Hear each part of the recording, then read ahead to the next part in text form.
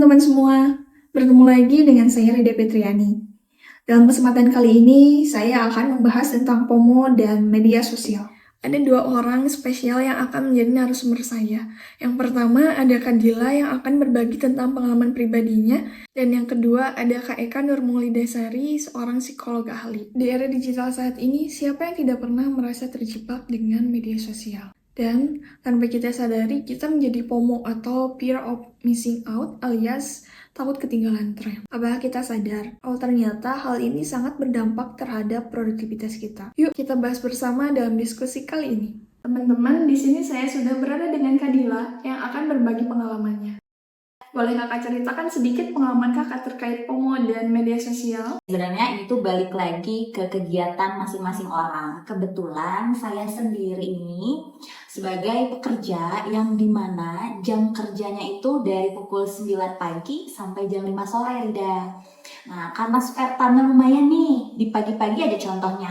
Saya masih banyak punya waktu luang yang bisa saya kerjakan sebenarnya untuk waktu yang lain. Hanya saja, pada saat itu saya tidak ada kegiatan lain selain bekerja. Jadi untuk ngisi waktu-waktu yang kosong itu ya dengan cara main sosial media, ngecek-ngecek atau scrolling yang awalnya cuma pengen tahu kegiatan atau aktivitas teman-teman saya nih, yang malah lama-kelamaan malah bikin saya jadi kecanduan, bisa dibilang dari kecanduan. Saya sering lupa waktu saat lagi scrolling, bahkan kalau malam-malam nih pulang kerja kan ngantuk tuh, enaknya tuh rebahan sambil scrolling, nggak kerasa sampai larut malam. Kalau nggak scrolling tuh rasanya kayak sepi aja, kayak harus ngapain ya, bingung, dan sampai akhirnya muncul rasa cemas karena saya nggak tahu harus melakukan apa. Nah itu kan berbicara atau cerita tentang media sosialnya. Kita bahas tentang fear of missing out atau FOMO mungkin ya zaman sekarang. Nah yang paling sering saya alami itu FOMO tentang produk skincare, atau misalkan mungkin Ida juga pernah sekali-kali lihat tempat atau kafe yang lagi viral sekarang. Sampai, nah ini negatifnya, jangan ditiru adalah kita membandingkan kehidupan dengan orang lain. Ya Rida juga tahu sendiri mungkin media sosial itu menjadi wadah atau tempat yang mendukungnya FOMO ini. Semakin sering saya menghabiskan waktu untuk mengakses atau main sosial media, itu lebih mudah juga saya untuk menyerap informasi yang ada di dalamnya. Nah, hal ini yang membuat saya merasa terjebak berada di dalam siklus FOMO. Yang sayangnya, FOMO yang saya lewati itu adalah yang tidak sehat. Apa sih momen yang membuat kita sadar bahwa hal ini sudah tidak sehat lagi? Saya mulai menyadari kebiasaan ini dikatakan tidak sehat ketika saya sering merasa mengantuk. Nah, itu efek dari saya scrolling di malam hari. Scrolling yang berlebihan ya, dan mengakibatkan jadi tidak fokus dan produktivitas jadi menurun. Selain itu juga saya sadar banyak waktu dan materi yang dihabiskan hanya untuk mengikuti tren, mengikuti sesuatu yang viral, tapi itu adalah bukan hal atau bukan sesuatu yang ternyata saya butuhkan.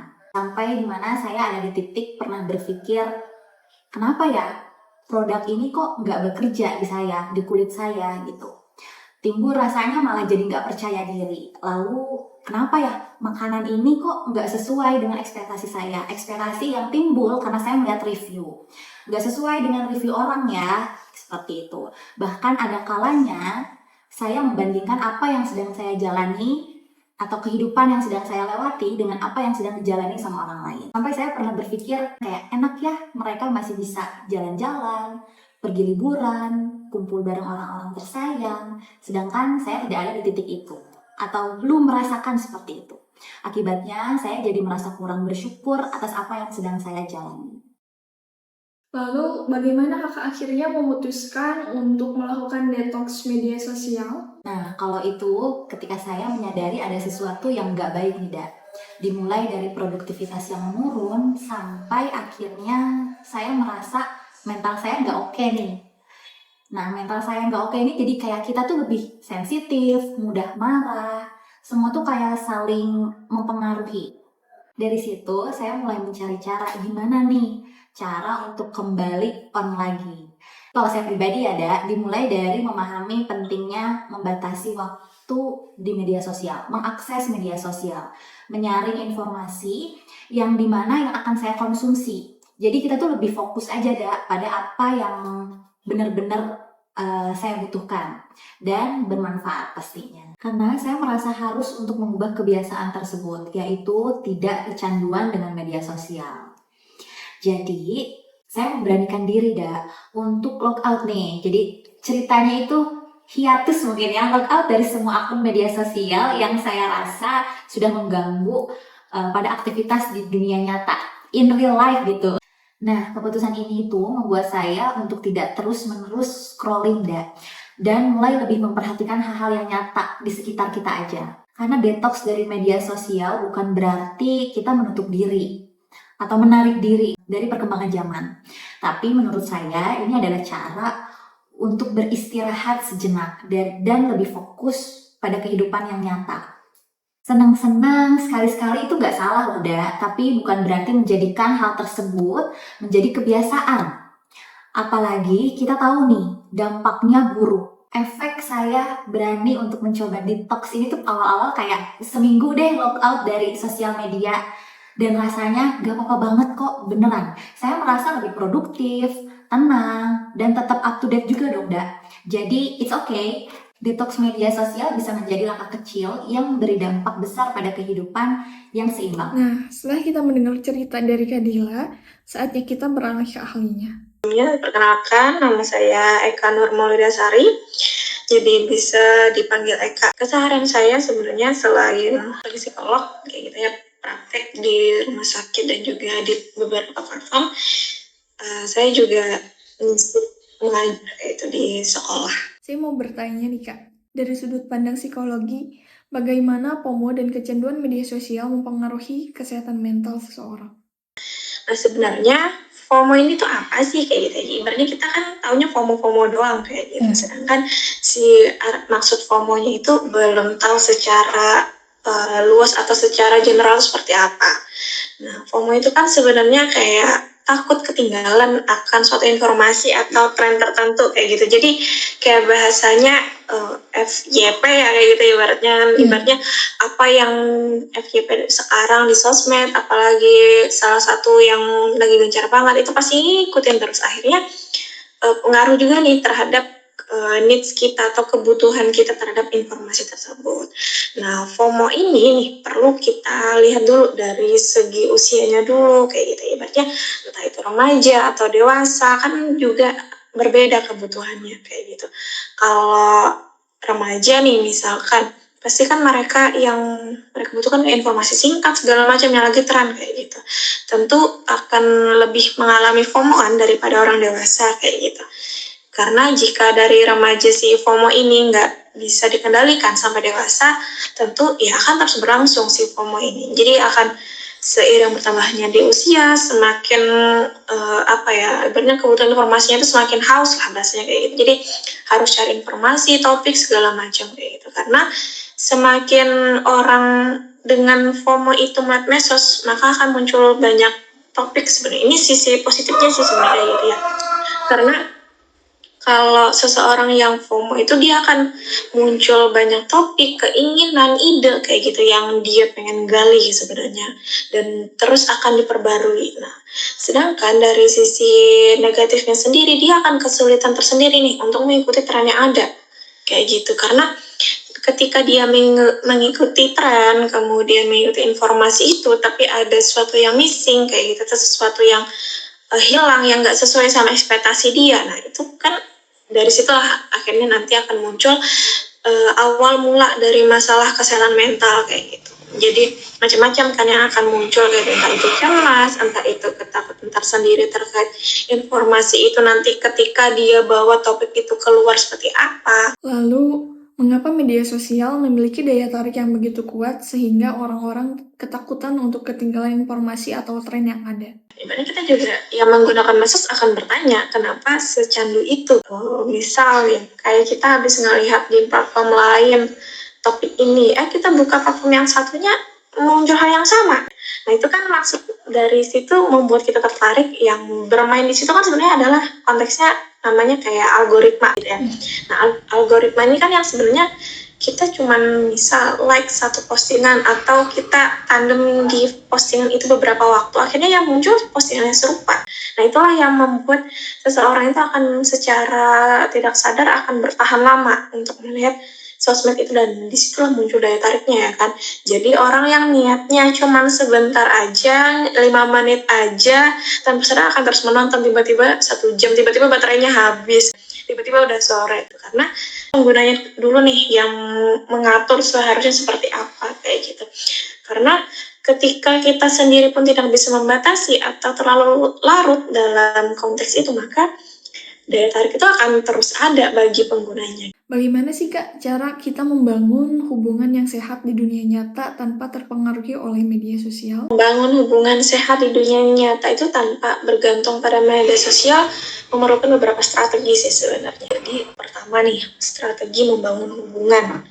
Nah, kalau kita membangun hubungan dengan orang lain seperti apa caranya? Salah satunya adalah komunikasi langsung pastinya.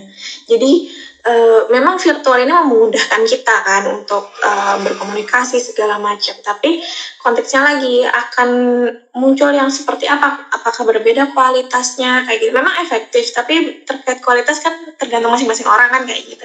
Kayak komunikasi langsung untuk memperkuat ikatan. Jadi kan ada yang by text atau by video kayak kita kayak gini, itu kan masuk komunikasi langsung juga. Nah kemudian membangun hubungan kayak aktivitas bersama kayak gitu, jadi kayak olahraga atau wasting time bareng kayak gitu, itu kan salah satu bagaimana kita lebih tersentuh dengan dunia nyata tanpa harus melalui perantara. Jadi kayak kita ngajak teman atau janjian sama teman ketemu di kafe atau hiking atau olahraga bareng, itu kan salah satu memperkuat hubungan dengan tadi meminimalisir dengan media sosial itu tadi. Terus juga kayak kita saling mendengarkan dengan teman kayak gitu kan. Jadi bagaimana kita bercerita begitupun juga dengan orang lain cerita ke kita kayak gitu. Otomatis kan juga berbeda dengan kita kayak baca-baca komen atau baca-baca komentar lain yang di suatu platform. Terus juga menguranginya dengan cara pastinya mengurangi sih media sosial itu tadi. Karena ketika kita tidak bisa mengkontrol atau self control itu tadi tidak bisa kita atur secara bijak, maka kita di hubungan dengan dunia nyata tuh seakan ada tembok besar kayak gitu ya, tembok besar yang menghalangi kita untuk dunia nyata. Karena kalau kita nggak bisa ngatur batas waktu, kemudian misal kita nggak bisa kontrol kayak sehari ada berapa jam nih kita batasin atau nggak pakai sosmed kayak gitu, ibaratnya 1 jam sebelum tidur lah kayak gitu ya, kan bisa kayak gitu. Terus juga sekarang kan ada aplikasi pembatas nih kayak gitu ya, ibaratnya yang bisa diunduh atau di-download di HP biar ngatur sedemikian rupa sosmed ini sosmed A dipakai untuk berapa jam sehari, kemudian yang lain berapa jam kayak gitu. Memang awalnya susah untuk menyesuaikan karena juga membuat habit baru kan kayak. Berdasarkan pengalaman Kakak sebagai seorang psikolog, bagaimana sih langkah-langkah detox media sosial yang efektif untuk membantu seseorang memulihkan keseimbangan hidup dan produktivitas mereka? Saya juga ibaratnya pengguna medsos yang dimana itu yang perlu di-hack lagi tadi seperti yang saya bahas sebelumnya terkait self-control. Kayak gitu. Self-control tuh nggak cuma terkait keinginan kita terhadap makanan misalkan atau beli sesuatu, enggak, tapi kebutuhan kita sehari-hari yang dimana itu juga melekat sama kita. Jadi kayak penggunaan HP kan, kayak contohnya di Instagram pun sudah ada pengingat batas waktu kan, kalau kita atur kayak gitu ya, ibaratnya bisa digunakan dalam beberapa waktu kayak gitu. Jadi ketika self control itu bisa kita atur atau kita bentuk sedemikian rupa, itu juga akan mempengaruhi habit kita yang lain kayak gitu. Misal kecakapan kita terhadap orang lain yang biasanya kita lihat aja atau nonton aja tapi jarang ngomong, ini juga ngaruh kayak gitu bagaimana kita ngomong ke orang lain. Sehingga ketika kita bisa mengatur self control itu mempengaruhi juga nih terkait penggunaan kita ke media sosial, kemudian juga ke orang sekitar biar kualitas hubungan kita tuh jauh lebih baik. Yang terakhir nih Kak, apakah ada saran yang mau Kakak sampaikan untuk teman-teman kita semua yang mengalami hal tersebut? Sebenarnya saran bukan hanya untuk teman-teman ya, ibaratnya buat saya juga kayak gitu. Karena ibaratnya kita pengguna sosial media yang sangat lekat lah untuk ibaratnya teknologi sekarang kayak gitu ya. Karena tanpa mengatur batas waktu itu semuanya akan kayak remblong kan, kayak gitu, nggak ada yang bisa kita atur atau kita bisa tunda kayak gitu bahasanya. Jadi bisa untuk mengganti ketika menggunakan medsos ini kan bisa melalui olahraga atau melakukan hobi yang lain yang dimana itu tidak menyentuh media sosial kayak gitu. Terus juga bisa membuat hari tanpa medsos kayak gitu. Ini bisa aja dilakukan, tapi tadi karena FOMO-nya yang sangat melekat atau karena kebutuhan informasinya sangat banyak, akhirnya untuk sehari tanpa medsos itu kan pasti challenge tersendiri kayak gitu. Tapi nggak salahnya juga untuk dicoba kayak gitu. Ibaratnya mungkin nggak sehari, tapi cuma 2 jam atau 3 jam kayak gitu kan, otomatis kan ada peningkatannya juga, ada perubahan atau ada habit baru yang bisa kita bentuk kayak gitu. Karena tanpa kita coba ibaratnya untuk mengatur itu semua kan kita nggak akan tahu kemampuan kita itu sebenarnya seperti apa. Jadi banyak waktu atau kegiatan lain yang bisa kita lakukan untuk mengatasi si FOMO ini atau mengurangi penggunaan medsos. Jadi kayak membaca, berjalan gitu kan, olahraga, apalagi sekarang konteksnya banyak tiba-tiba atlet kan gitu, atau banyak yang olahraga kayak gitu kan, atau yang olahraganya gym segala macam, tanpa harus menggunakan medsos lah dalam beberapa waktu itu kan juga udah lebih bagus kayak gitu. Baik teman-teman semua, dari diskusi kali ini kita telah belajar banyak tentang bagaimana FOMO dan kecanduan media sosial bisa mempengaruhi produktivitas dan kesehatan mental. Dan tentu saja terima kasih juga untuk teman-teman yang sudah bersedia untuk menonton video ini. Saya Rida Fitriani undur diri, sampai jumpa.